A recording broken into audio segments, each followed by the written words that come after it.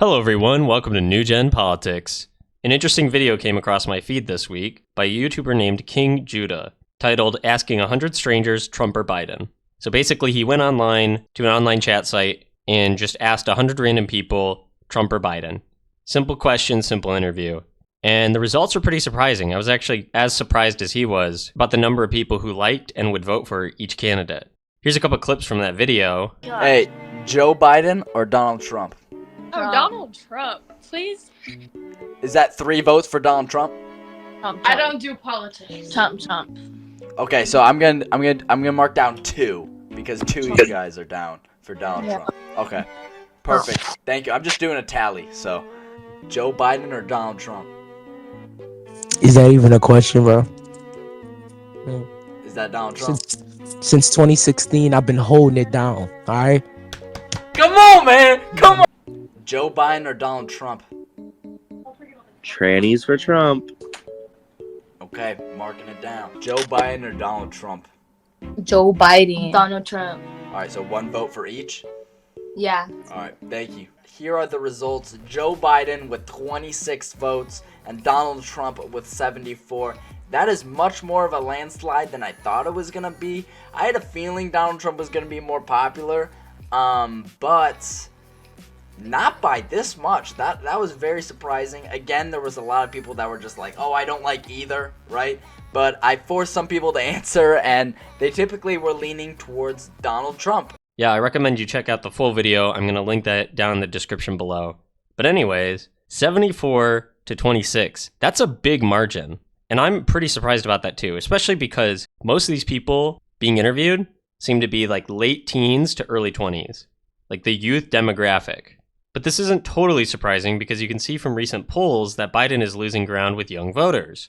In a USA Today Suffolk University poll, it was found that among voters under 35, a generation largely at odds with the GOP on issues such as abortion access and climate change, Trump now leads 37% to 33%. Younger voters overwhelmingly backed Biden in 2020, but that doesn't seem to be the case going into 2024. So really interesting stuff, and obviously this is not an official poll by any means, but I think it's a good indicator, because he's asking people for their honest opinion, and they seem to be pretty genuinely in support of Trump over Biden. As he says in the video, most people said neither, but when pushed, they would say Trump.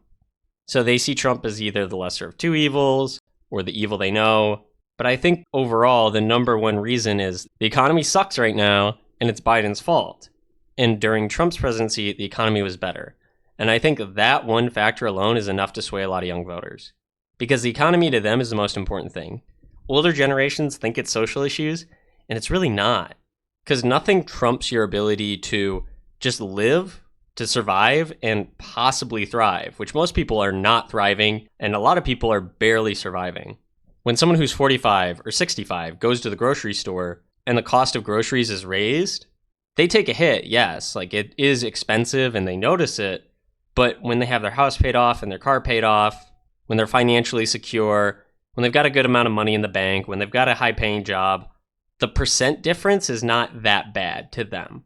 Versus somebody who's 18 making $17 an hour, when the cost of groceries go up, when the cost of gas goes up, when inflation is eating away at all their savings and the cost of goods is rising exponentially, they see that as a bigger percentage difference.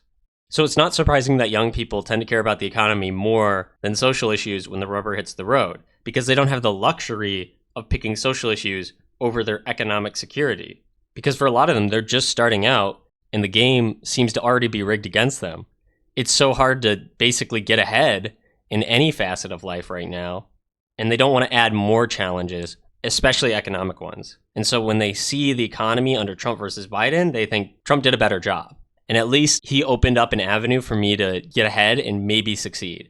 Where right now, Biden's policies are crushing me. And so I thought Trump would get a little bit more, but man, just shy of 3/4 of the people prefer Trump over Biden. That's a big deal. Because even if they don't have that much voting power right now, some of these people might not even be able to vote in this election, but they're the future of this country. And whether they're able to vote or not, they still have a voice online, they still have a presence in their community, they still have influence on the people around them. When public sentiment changes against Biden towards Trump again, you may see an overnight shift in how people view Trump. They look back on him with rose-tinted glasses and say, I want that back. But it's not even rose-tinted glasses because things were objectively better under Trump than they are under Biden. And they can put his faults on the back burner because they don't have the luxury to worry about what Trump says on Twitter. And obviously there's other factors at play here. Biden's way older. He doesn't know where he is half the time. He's creepy, sniffing and grabbing people. There's more wars now in the world. The economy's worse, obviously, like I talked about. The country's more at odds with each other than any time in recent history. The migrant crisis is out of control. There's many, many issues that people see. And I don't think things like abortion access or LGBT rights is going to outweigh the impact of those things, especially because Trump's not really that draconian on either of those policies. He's actually very soft-spoken about them. So in young people's eyes, they say, it's really not that bad. And what can he really do about that? But at least he's not falling off bikes and down ramps. So yeah, this is a small indicator, but a good one. I appreciate this YouTuber King Judah for doing this. I think it's informative, and I think it paints a good picture of what's happening with young people in America and their honest opinions. I highly recommend going and watching the video to see all the people's reactions and their reasonings for why they picked each candidate that they did. Again, that video will be linked down in the description below. And I'm actually considering reaching out to this YouTuber to do an interview with him about topics just like this. So if you'd like to see that, let me know down in the comments below. And as always, don't forget to like, share, and subscribe.